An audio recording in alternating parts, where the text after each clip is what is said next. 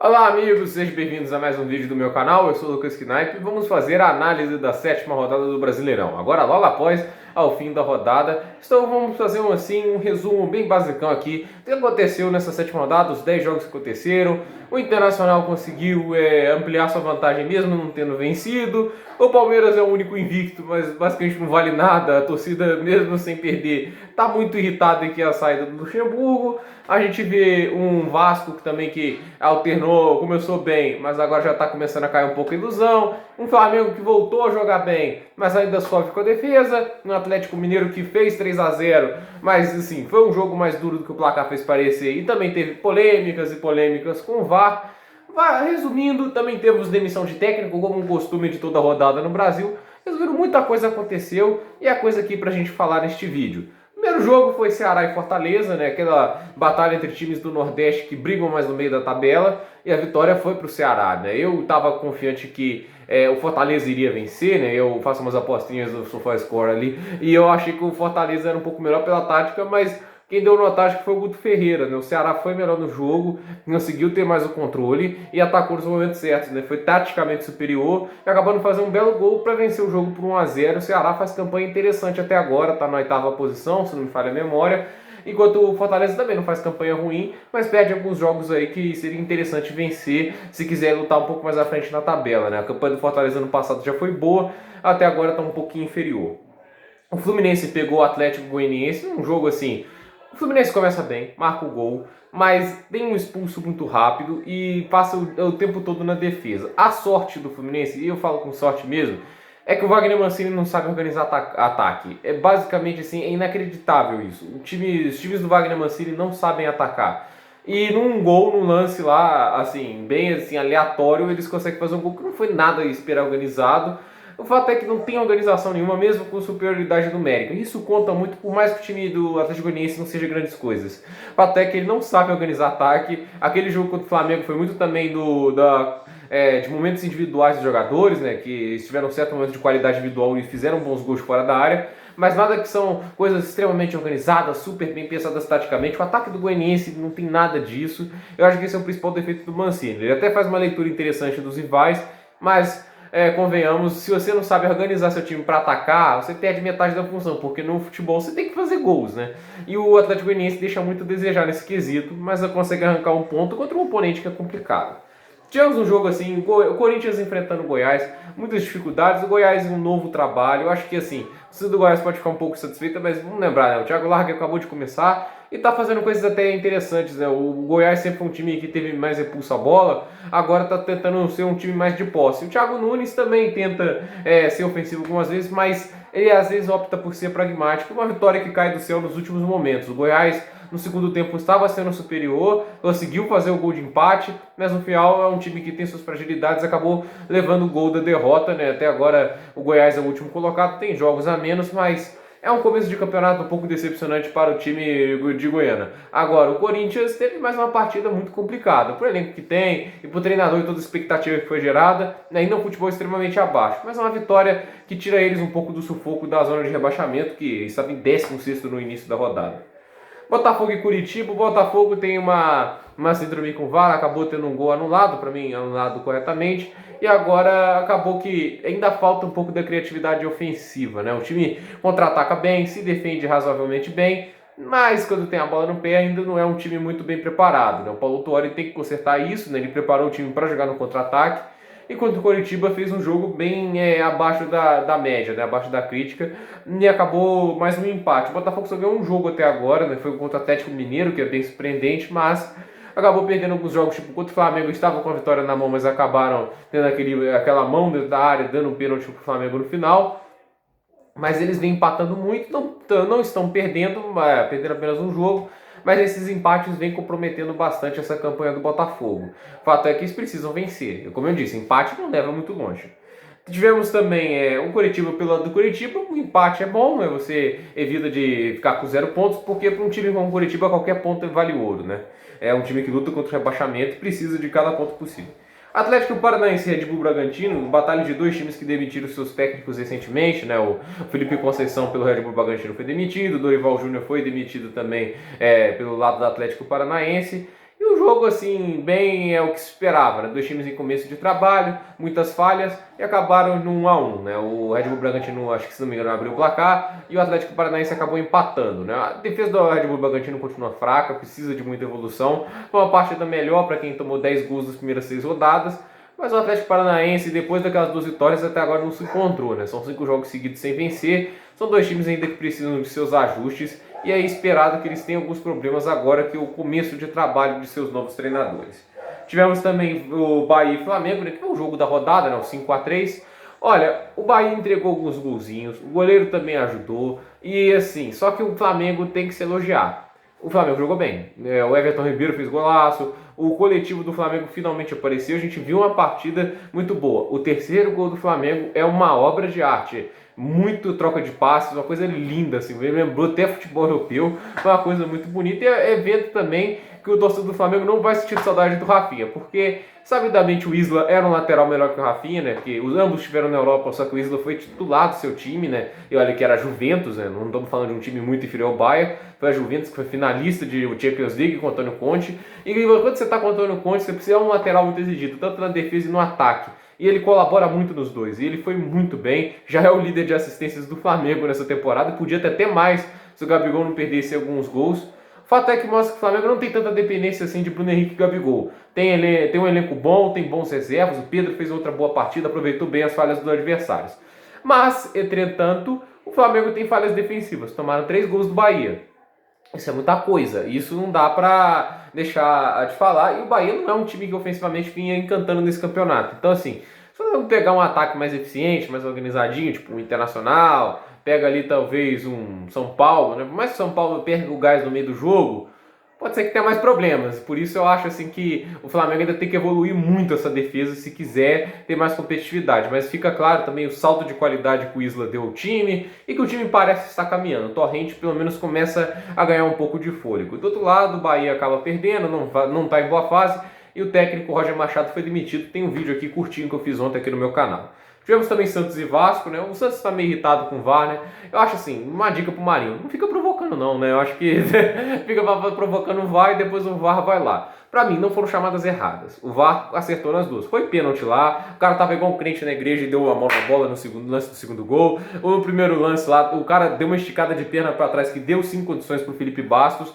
Então assim, pra mim o VAR foi cirúrgico nas duas marcações. O problema é que demorou. O VAR do Brasil é um ritmo de câmera lenta, parece que está usando um computador da IBM lá, aqueles lá de Windows 98, que, convenhamos, é muito tempo de espera, foram 5 minutos para decidir um impedimento.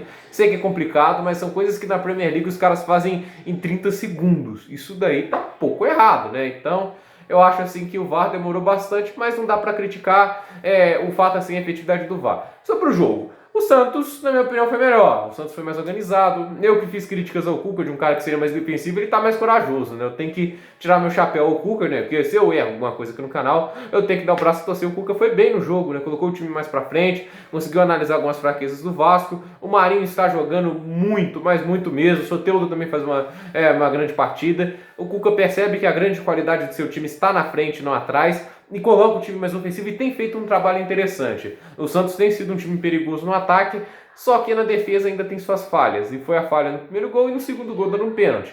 E teve um contra-ataque que o Vasco poderia ter vencido o jogo. Por outro lado, o Ramon organiza bem o time, ainda comete uns erros bobos de passes, mas tem aquele lance no final que o Ribamar, né? Que coisa ridícula. Olha assim, o cara tá sozinho, cara a cara, ele volta para trás, ele perde o alcance da bola e depois assim escorrega e joga a bola para trás, assim, foi uma coisa medonha, assim, mostra um pouco de como um jogador limitado. E o Ramon errou nas substituições, colocou o Bruno César, tirou um pouco de velocidade do time e tirou o Germancano. O Germancano é muito mais jogador que o Ribamar e ele poderia ter feito aquele gol. Então eu não entendi o motivo do Ramon Menezes ter tirado o Germancano e colocado o Ribamar, que é um jogador muito fraco, muito limitado.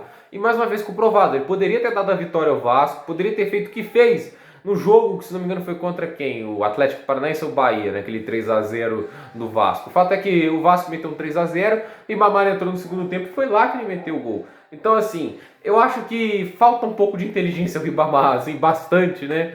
Ainda falta um pouco de qualidade dos jogadores do Vasco, mas é um trabalho interessante que o Ramon Menezes tem feito. Mas foi um jogo de 2-2, O empate talvez seja o resultado justo, porque o Vasco perdeu suas oportunidades e o Santos também. Mas uma nota positiva para o Marinho, que tem feito um trabalho brilhante até agora. Na minha opinião, até este momento, ele e o Thiago Galhardo são os melhores jogadores do futebol brasileiro, assim, nessa edição do campeonato. Se eu for falar melhor jogador, não vou falar os dois, mas de qualquer jeito, eles estão fazendo um grande trabalho até agora.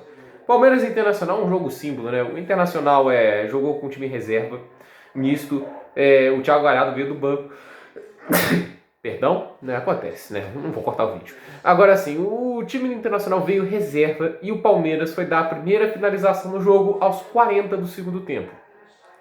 Convenhamos, o Luxemburgo está fazendo hora extra. O time do Palmeiras tem muita qualidade. Não é um time fraco que o Luxemburgo está reclamando. A base do time, basicamente, é a mesma do Filipão com mais reforços. Você tem jogadores bons. Não é que o Gustavo Scarpa é um jogador ruim. Ele está sendo mal treinado. E o que está acontecendo com o Palmeiras é simplesmente um time mal treinado. O fato desse time não ter perdido alguns jogos essa temporada, o fato de ele estar invicto, é porque tem qualidade no time. Não é porque o time é fraco, tudo isso assim, que não tá mais lá para o meio de tabela. Não, o time tem qualidade e é o que está salvando esse time de ser um grande desastre, porque basicamente parece que não há técnico, o Luxemburgo ter feito um péssimo trabalho. E dá sorte não fazer um contra-ataque e marcar um gol. Tem a polêmica também do lance lá, do pênalti, mas eu acho assim, tem uma hora lá que meio que o goleiro do Palmeiras que pegou a bola dentro do gol, foi uma coisa bizarra também. O fato é que foi um jogo que tem suas polêmicas no VAR, mas eu acho que o Internacional, mesmo com o time reserva, foi muito melhor e merecia mais a vitória do que sair com um empate. No final, o Palmeiras numa jogada conseguiu um empate, mas é uma campanha bem terrível que o Palmeiras tem feito até agora. Precisa evoluir muito se quiser brigar por algo significante. Eu acho que o melhor investimento que o Palmeiras pode fazer agora é um técnico. Não chega de Filipão, acho que o Palmeiras tem que esquecer um pouco o Filipão. Tem bons treinadores disponíveis, tem o Miguel Ramírez Medina no Independente Del Valle, a torcida tá até pedindo ele, tem gente pedindo até o Gareca, né? Seria interessante também, mas o fato é que o Luxemburgo, na minha opinião, tá fazendo hora extra. Eu sou meio contra demissões, mas convenhamos que futebol pobre do Palmeiras está muito abaixo do potencial. Eu critico porque está abaixo do que poderia ser. O Palmeiras hoje podia estar brigando na liderança do campeonato. Aí vamos falar de Grêmio e Sport, né? O fato é que o Grêmio hoje viveu um dia assim que me lembrou aquele jogo Celtic e Barcelona. Devido às proporções, né? Barcelona e Celtic tinham uma disparidade muito maior, mas foi um 2-1 do Celtic em cima do Barcelona. O Barcelona chutou pra caraca, não fez um gol. O Celtic chutou pouquinho, trocou pouquíssimo, mas teve 14 ou 16% de posse e venceu o jogo por 2-1. E hoje é basicamente a mesma coisa. É o Renato Gaúcho contra o Jair Ventura. É um time que, em teoria, tende a ser ofensivo contra outro extremamente retranqueiro. E o Jair Ventura ganha o jogo na retranca, né? Tem um gol lá no começo do jogo, aí tem um pênalti, faz 2-0, aí recebe lá um desconto numa falha do Sport. O Sport se defendeu justamente, né? Foi até bem, mas sofreu 31 finalizações. O fato é que no segundo tempo, as finalizações do Grêmio foram 19 e a do Sport foram quantas? Uma. E foi o gol.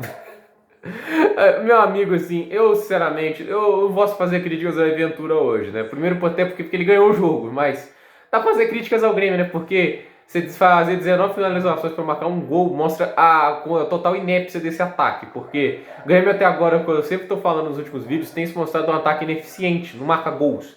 E tá de novo sofrendo isso, né? Até agora são 6 jogos, uma vitória, uma derrota e 4 empates. Porque o Grêmio não marca gols.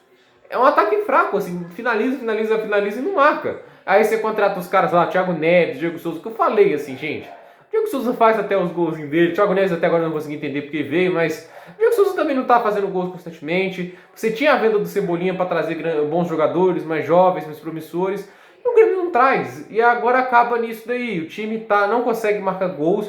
Tem uma zaga até interessante, tem o Kahneman, tem o Jeromel, mas no final comete falhas e acaba perdendo um jogo para o limitadíssimo Sport. Renato Gaúcho tem que dar algumas explicações, porque o Grêmio está jogando mal nesse Brasileirão. Uma vitória em 6 jogos é uma coisa bem decepcionante para um time que foi semifinalista de Libertadores logo no ano passado. Tudo bem que perdeu seu melhor jogador para o Benfica, o Cebolinha foi para o Benfica, mas o time do Grêmio ainda é muito competitivo para ficar apenas com uma vitória em 6 jogos. E para encerrar, o jogo controverso, mas acho que o resultado é um pouco justo que Atlético Mineiro e São Paulo. São Paulo começou muito bem. Olha, é uma coisa assim, eu já critiquei o Diniz aqui, mas o cara tem boas ideias, o São Paulo começa bem, joga muito bem, mete algumas bolas na trave, há falhas dos jogadores, eu acho que muito mais táticas. O São Paulo poderia ter abrido o placar antes, só que aí tem aquele impedimento controverso. Eu sinceramente não vi impedimento, porque a imagem tampa. Se for o jogo do ombro ali, não foi impedimento. A dúvida é o joelho do jogador. E joelho é impedimento para as pessoas que criticam a chamada. Então eu acho assim, é uma chamada questionável, é um impedimento muito milimétrico. Eu fico irritado com esse tipo de impedimento marcado, porque basicamente você não toma vantagem por isso. Você está 1 milímetro atrás, 1 milímetro à frente, não vai fazer tanta diferença. O fato é que esse impedimento foi marcado e o Atlético dali para frente domina o jogo, né? O São Paulo perdeu um pouco de objetividade, né, sentiu um pouco o impacto do gol que sofre, né? O Alan Franco vai lá e marca um gol, depois marca o outro. O Atlético meio que toma o jogo dali pra frente e o São Paulo pouco consegue fazer. As mexidas do Diniz não foram boas, o time perdeu um pouco de intensidade, um pouco de criatividade no meio campo. O Hernanes podia ter ficado até o final, estava fazendo um bom jogo. O fato é que o São Paulo foi um pouco desmontado pelas mexidas do Diniz. Eu admiro a coragem, colocando mais atacantes, tentando jogar o time mais pra frente, mas não funcionou e o Atlético foi impecável no segundo tempo, né? Poxa, pressionou a defesa do São Paulo, o São Paulo quase não conseguiu jogar, foi muito bem, só faltou criar um pouco mais de jogadas com mais perigo, né? Teve algumas boas jogadas, mas ainda tem alguns problemas. Ainda acho que o Keno, apesar de hoje ter sido o jogo que ele menos comprometeu, ele cometeu algumas falhas ali, segurava às vezes a bola e teve 2 boas chances para marcar gol, mas finalizou muito fraco com a perna esquerda. Tem que trabalhar um pouco mais a perna esquerda para finalizar, porque ele está jogando do lado direito do campo e quando ele corta a bola, normalmente ele vai pegar com o lado esquerdo e não com o lado direito da bola, não com o pé direito. Então ele tem que evoluir um pouco nesse quesito se ele quiser oferecer mais perigo ofensivo, né? Ele fez os dribles corretos, mas na hora de finalizar ele finalizou muito mal. E o Atlético, assim, tem alguns erros assim, de escalações que eu acho, né? Eu não acho que o Yoran devia ter sido titular, apesar de não ter feito um jogo tão ruim assim. Eu acho que o Jair fez uma grande partida, o Savarino e o Marrone poderiam ser titulares, dá para encaixá-los. Só que o São Paulo fez essas decisões, não dá para criticar tanto ele hoje, né? O segundo tempo do time foi muito bom, o time foi crescendo com o passar do jogo, começou mal, mas acabou vencendo por 3-0. São Paulo, para mim, não deve ficar muito irritado tanto com o Diniz, porque teve um bom futebol ali, eu acho que tem as ideias. Se o time for mais constante com o passar da temporada, conseguir apresentar o que apresentou nesses 30 primeiros minutos o tempo todo e aproveitando as chances, o São Paulo se torna um time extremamente competitivo, mas ainda tem que se tornar um pouco mais constante pro jogo. Mas o Diniz faz certo em apostar mais na base, se livrar um pouco dos medalhões e só de manter as peças ainda efetivas, né? O Hernanes, talvez o Daniel Alves quando voltar de lesão. Então acho assim que o Diniz fez um acerto, por isso que consegue 3 vitórias e até uma atuação que parece razoável. O placar acho que não traduz tanto 3-0, né? O segundo tempo teve mais cara disso, mas o primeiro eu não acho que o São Paulo foi inferior a ponto de ter sofrido um 2-0. Mas o fato é que o Atlético consegue mais uma vitória, consegue se aproximar mais, aproveita o tropeço tanto do próprio São Paulo, né, que vencendo eles, como também aproveita o tropeço do Internacional com aquele empate. Mas o Internacional jogou com reservas, então isso foi até não foi tão mal dos prejuízos para o clube do Rio Grande do Sul. Como é que fica o campeonato dessa forma? O Internacional lidera com 16 pontos. O São Paulo é o segundo com 13 pontos, ambos com 7 jogos. Com 6 jogos, em terceiro temos o Atlético Mineiro com 12 pontos e em quarto com 6 jogos temos o Vasco com 11 pontos. Em quinto e sexto com 7 jogos, né, a gente tem Fluminense e Flamengo com 11 pontos. E vale lembrar que o Flamengo está com 9 gols feitos, mas tem 9 gols sofridos. A defesa do Flamengo é a segunda pior, empatada com o Atlético Goianiense e só é superada pela do Red Bull Bragantino. Tem outros times que sofreram 9 gols, como o Sport, o Santos, mas de qualquer jeito o Flamengo não tem uma boa defesa até agora, só para deixar claro. Ceará está em sétimo com 7 jogos, 10 pontos. Palmeiras em oitavo, 6 jogos, 10 pontos. Único invicto, mas como eu disse, né, o oitavo invicto não está valendo tanta coisa assim. O Corinthians está em nono com 6 jogos, 8 pontos. O Fortaleza em décimo com 7 jogos, 8 pontos. O Santos em 11º, 7 jogos, 8 pontos. Bahia em 12º, 6 jogos, 8 pontos. Atlético Paranaense em 13º, 7 jogos, 7 pontos. Sport Recife, 7 jogos, 7 pontos. Ele está em 14º. Coritiba em 15º, 7 jogos, 7 pontos. O Grêmio em 16º, 6 jogos, 7 pontos. Uma posição à frente da zona de rebaixamento, né? E o Botafogo em 17º, zona de rebaixamento já. 6 jogos, 7 pontos. Red Bull Bragantino, 18º, 7 jogos, 6 pontos. O Atlético Goianiense em 19º, 6 jogos, 5 pontos. O Goiás em último, 5 jogos, 4 pontos, né? Ele é início de trabalho, mas no momento lanterna. Mas com uma vitória, basicamente o Goiás pode pular para fora da zona de rebaixamento. E por esse vídeo é isso, gente. Dúvidas nos comentários, deixe seu like, se inscreva no canal, compartilhe esse vídeo. E se você tem alguma dúvida aí, deixe nos comentários, tá? Por esse vídeo é isso, até a próxima.